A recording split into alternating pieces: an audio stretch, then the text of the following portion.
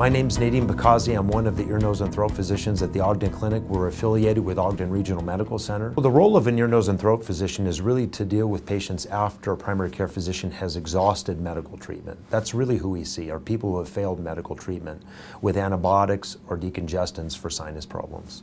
And so at my clinic, at the Ogden Clinic, I'm affiliated with Ogden Regional Medical Center. We'll see a lot of referrals for people who have failed the standard medical treatment for sinus problems.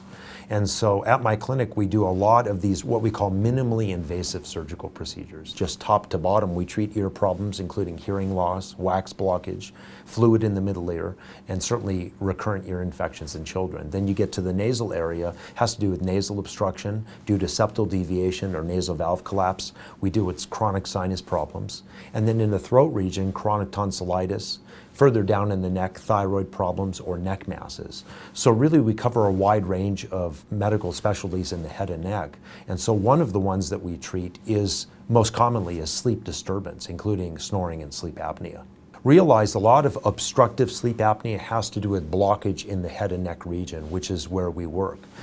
Some of it is nasal, some of it is palate, some of it is at the base of the tongue, and some of it is further down. So we will work in coordination with our neurologists and our sleep doctors to get people fitted well with CPAP, which is a positive pressure mask. Sometimes patients are surgical candidates, and sometimes the problem is more mild, where they may need just mild treatments for snoring and sleep apnea, such as mandibular devices and retainers that prevent the obstruction of air.